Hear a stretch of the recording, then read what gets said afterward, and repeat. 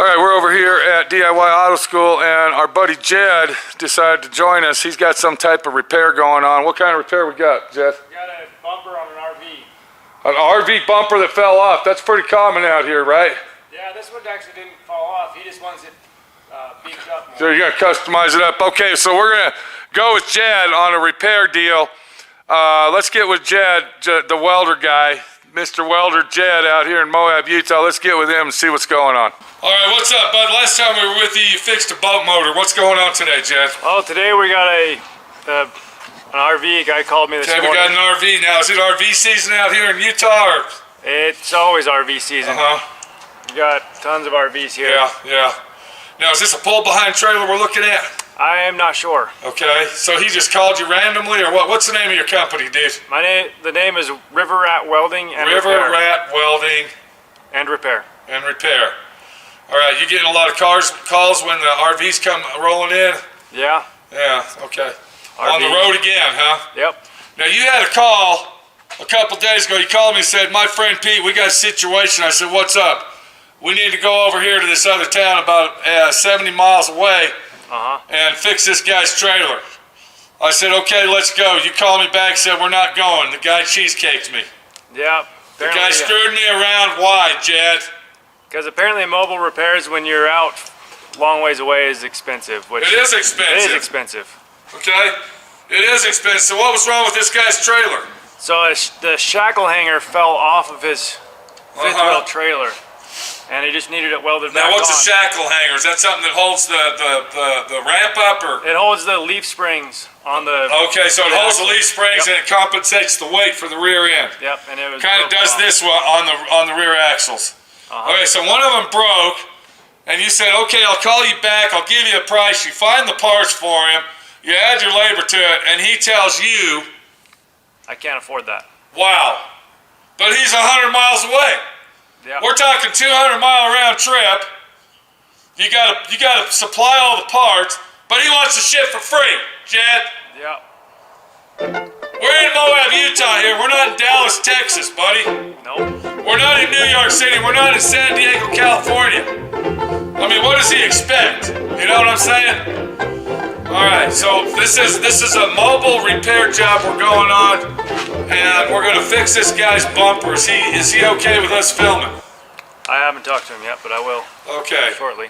All right, when we get there, we'll ask him before we turn the camera on. Are you ready to go? We're supposed to be there at 3 o'clock, dude. Perfect. Let's get on the road. Let's get down the road. And let's get it done. Sounds good.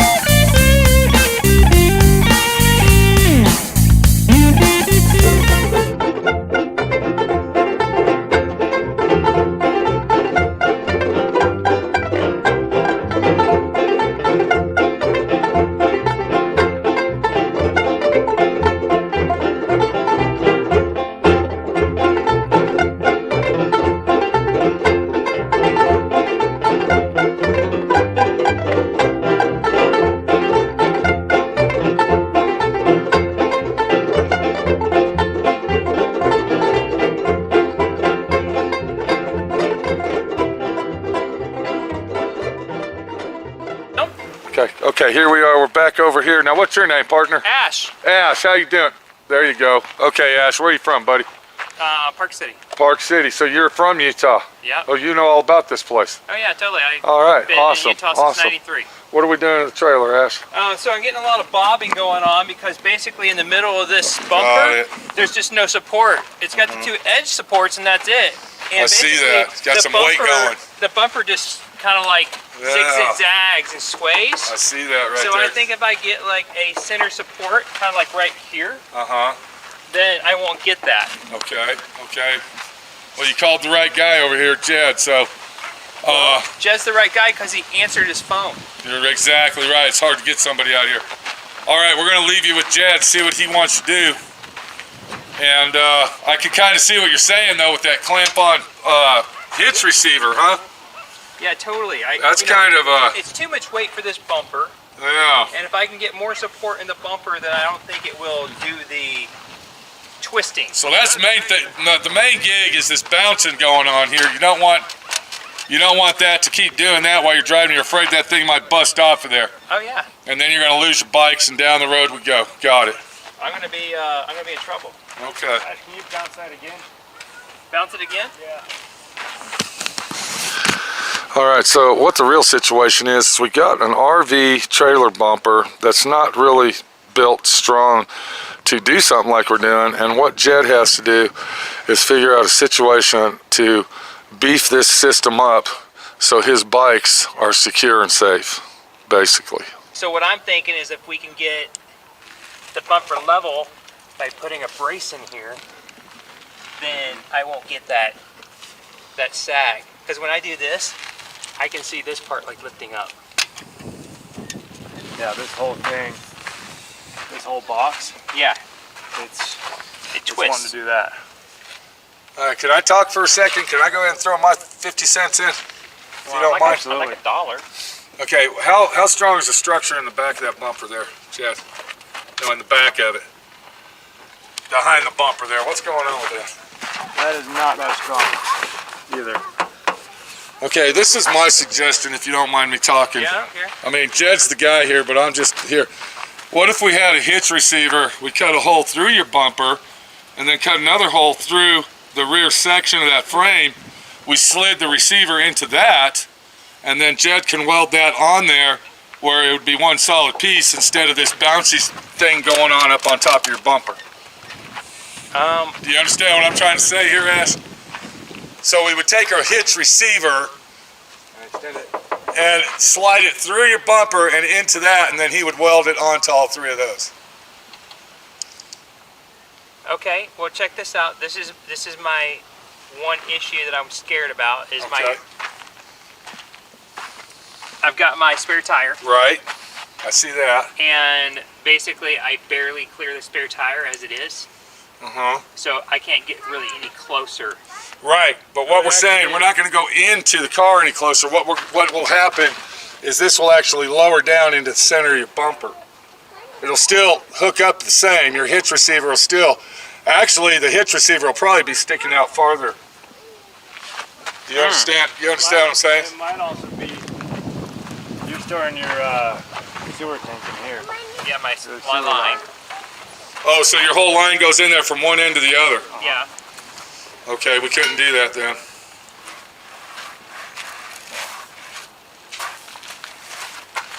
I guess that wouldn't work, Jed. If he's going to store his line inside the... Yeah, that's the only place to store it. Okay, so that wouldn't work.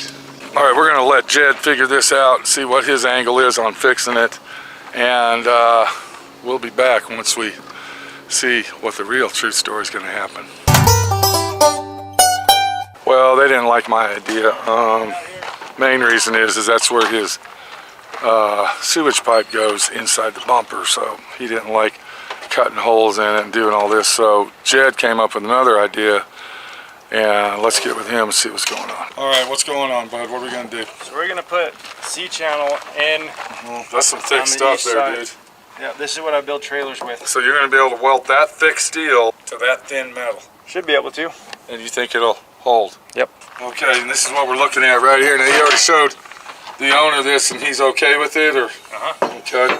Now, when you put that in there, is it going to be like super, super tight, and then you're gonna weld it in, or?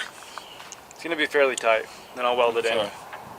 All right. Now, he was saying something about jacking it up to kind of twist it up. Are we gonna do that, or? Yep. I've got a jack in here that we're ready to go. All right, let's go. Let's get her done, bud.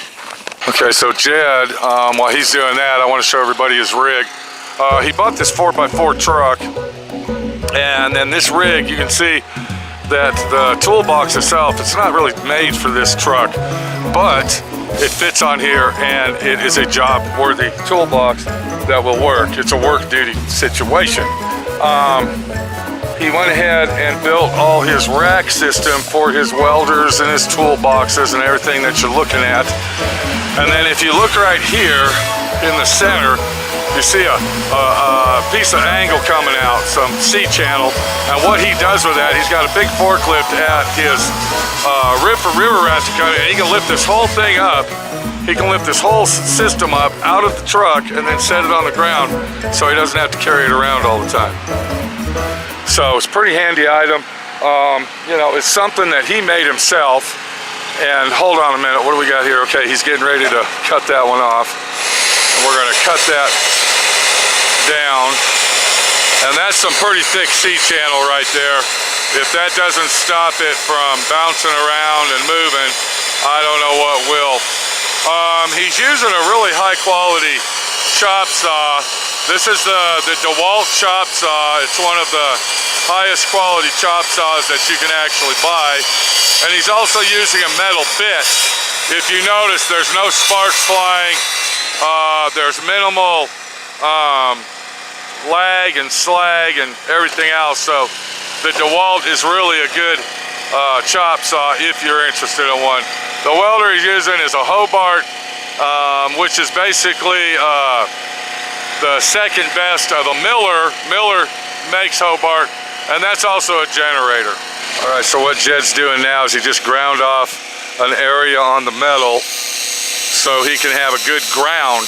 He just grinded it down using his cordless, once again, DeWalt grinder, and he's going to get a good ground going so he can weld these in here. Now, they were talking about using a pop bottle jack or something to jack the bike rack up so it will kind of twist the bumper, and then Jed's going to force those in there, and once he gets them in there, then he'll go ahead and weld them on. All right, how we looking, bud? What's going on? Just getting a better ground on the Got it. Get the ground. You got to get some bare metal so you can start your arc. Yep. Once I start it, then I can burn through the paint the rest of the way. I don't want to burn through the... Well, that's like powder coat paint, really. That's that thick stuff. It's thick, and the best way to get it off is by heat. Okay. All right, well, let's get it now, bud. Hopefully that'll work. All right, Ash, what's going on? Are you happy with the situation over here? We'll see. Okay, buddy, it sounds like it's going to work out. I hope so. Yeah. I think what he's going to do is going to take the pop bottle jack, like you were mentioning, twist it up, get some angle on it, then pop it in there, and then that'll force it down to put a lot of torque on it where it's not going to bounce around a lot. Awesome. All right, buddy. And if you're in the Moab area and you need any mobile repairs of welding or anything such done as what's going on here, if you're broke down or you need a lift out or a tow out or anything else, give Jed a call. River Raft Welding and Repair. And he does answer his phone, believe it or not. He will answer the phone. All right, Jed has got the C-channel installed. We're gonna take a look and see what's going on. So you can see the C-channel is installed on this side. Are you gonna leave that one down flat like that, Jed? Oh, you just got it sitting in there, you haven't kicked it up in there yet? Got it. So he's getting ready to start welding this in. Now he's got his square, he's gonna take that and make sure everything's squared up and level, as you can see. And then he's going to start arc welding that on. He's using his arc welder to do this with, not a MIG welder or a TIG welder. And you can see Jed's a pretty precise guy and wants to make sure that it's done right, because that's the only way that we do it out here over at the River Rat Welding Company. When you're welding with an arc welder and you got one thick piece of metal and one thin piece of metal, what you do is you take your welder and you keep most of the heat on the thickest part of the metal. You don't want to concentrate on keeping the heat on the thin metal, and then that will eventually burn and melt into the thin metal by doing so. So what size rod are we using here, guy? 3/32 rod. Okay, now why are you using that? I've kind of explained it to everybody, but The smaller the rod, the easier it is you get up to in weld that. smaller materials. And get I was up in telling everybody that you keep your heat on the thick metal more than you do the thin metal. Is that right? That is Welder correct. Guy Jed. Yep, that is correct. Okay, let's get her done, bud. We got to get back to work over at SWRNC too, okay? Yeah. You know, I'd like to get to work too. I'd like to get some welding done. I'm actually working on a Mercedes-Benz trying to finish up the rust repair. on that car, and hopefully I can get that thing done and get her down the road if we can get this done. So if we look right here, you can see Jed welding that in and burning it to make sure that it's properly seated in place. I don't know how many welds he's going to put on or what type of welds he's putting on it, but we want to make sure that that thing is secure and tight.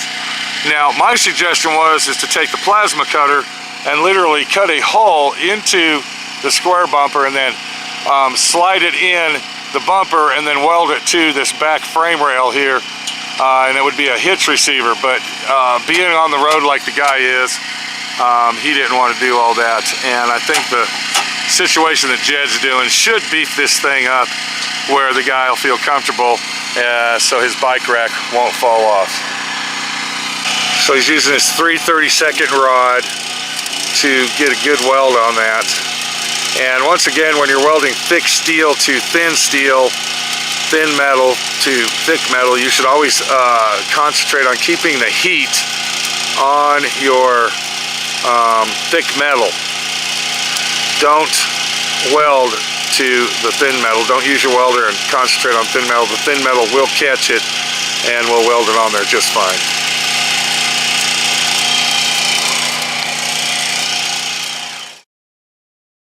So.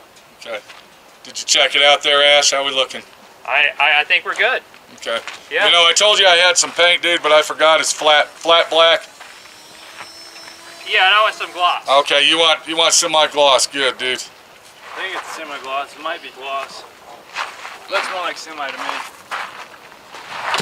All right, so it looks like Jed got his job done. Ash is checking it out. Let my friend Pete do his You think we need test. to weld the inside at all? Let me see if that's... I don't think so. It's stronger. If anything, it's gonna rip this before and this before it'll.